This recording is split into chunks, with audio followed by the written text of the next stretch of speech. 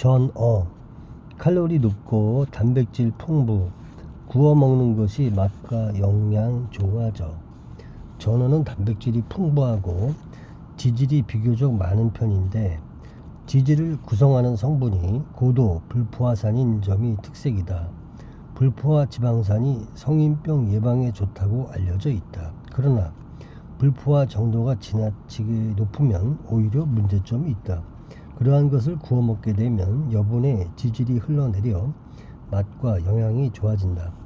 생선은 지질이 많은 곳일수록 비린내가 많이 난다. 뜬물이나 소금물에 약 5분간 담갔다가 끓이거나 술, 식초 등을 넣고 조리하면 살이 단단해지고 비린내가 가신다. 생선구이는 알맞게 구워져야 맛이 좋은데 그 정도는 눈빛으로 알 수도 있다. 눈빛이 구워지면서 희게 변하면 알맞게 구워진 것이다. 젓가락으로 뜯어보아 아직 덜 구워진 것을 먹어본 경험을 가진 사람이 많을 것이다. 너무 강한 불로 급하게 구우면 콩지와 대가리만 검게 타고 살이 덜 구워지는 일이 많기 때문이다. 생선은 구울 때 2%가량의 소금을 20에서 30분 전에 뿌려 놓았다가 술에 적셔서 구우면 생선의 표면이 단단해지므로 부서지지 않고 비린내도 가신다. 생선을 태우지 않고 곱게 구우려면 지느러미와 꽁지 위에 소금을 수북히 얹어놓고 구우면 타지 않고 고르게 구워진다. 구울 때 화력을 세게 하되 직접 불기가 닿지 않게 구우면 타는 것도 맞고 맛있게 구워져 좋다. 젓갈. 단백질 풍부하고 특유의 감칠맛, 재료에 따라 30여 종, 빈혈 예방에 효과. 젓갈의 영양 성분 중 가장 많은 것은 단백질로 10에서 16%인데 숙성 중 분해되어 아미노산과 펩타이드라는 모양으로 되어 있다. 젓갈은 생선이나 조개류 또는 내장을 원료로 하기 때문에 단백질이 풍부한데 이들이 분해되어 그루탐산, 핵산 물질과 휘발성 향미 성분 등이 젓갈 특유의 고소하고 감칠맛을 내게 하며 영양성도 높여준다. 젓갈 중에는 쌀을 주식으로 하는 우리에게 가장 부족되기 쉬운 라이신과 트레오닌이 많이 들어있는 것이 특색이다. 비타민 B12는 일반적으로 간에 많고 금속, 코발트를 가지고 있는 특수한 비타민으로 식물성 식품에는 거의 안 들어있는 것이다. 이것이 부족하면 사람은 악성 빈혈에 걸리게 된다. 비타민 B12는 조개젓에 가장 많고 창란젓과 어리굴젓의 차례로 많이 들어있다.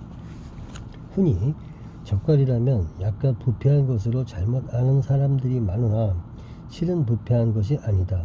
따라서 좋은 젓갈을 담그려면 원료 생선이나 조개류는 되도록 신선한 것이 좋고 소금도 되도록 상품을 쓰는 것이 좋다. 굴, 가물하기, 꿀뜨기 등에 15%의 소금을 첨가한 다음 37도씨에서 숙성 발효시켜 비타민의 양을 조사한 결과 비타민은 발효 초기에는 주로 들었으나 일정 기간이 지나면 변동 없이 일정 양을 유지하는 사실이 알려졌다. 새우젓은 20도씨로 담글 때는 소금 20에서 25%를 넣고 담그는데 어느 젓갈이고 숙성할 때는 반드시 그릇 위에 뚜껑을 밀봉하도록 하여야 한다. 특히 젓갈은 염분이 많기 때문에 그릇의 위생을 생각하여 선택을 잘 해야 한다.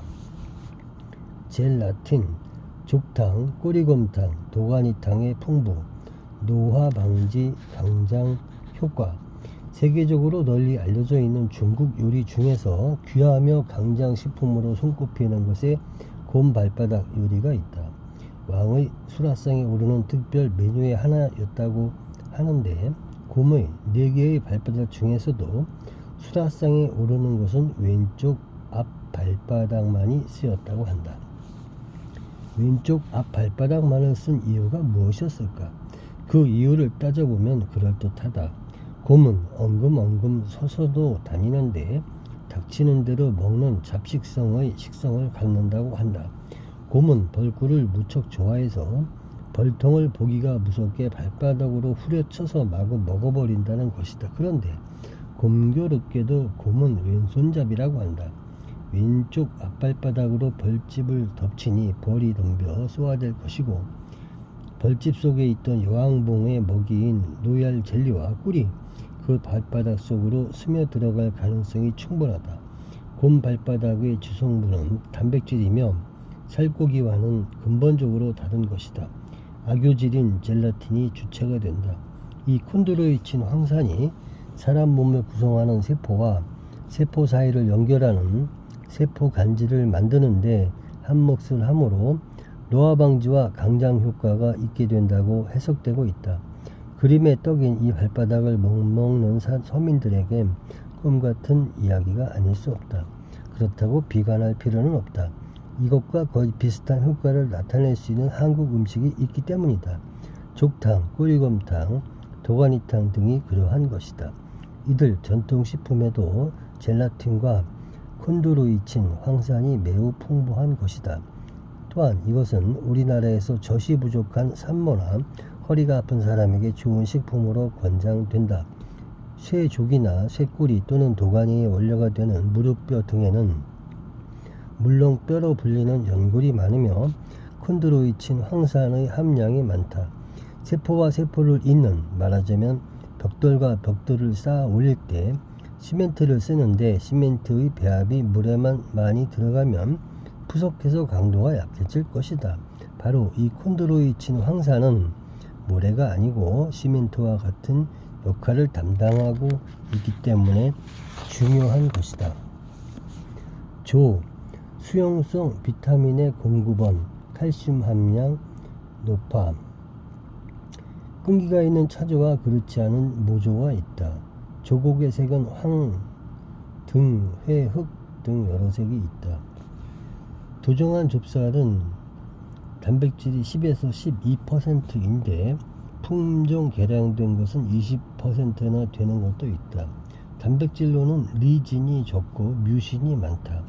지질은 2에서 5%, 조섬유 2에서 3%, 회분 3% 정도이다. 수용성 비타민의 공급원으로 다른 곡류보다 우수하다. 칼슘 함량이 많아서 우유를 덜 먹는 지역의 임산부에게 권장되는 식품이다.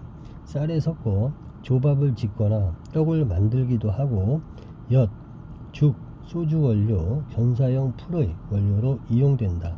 조죽, 서죽죽은 환자의 열을 낮추는 효과가 전해지고 있다.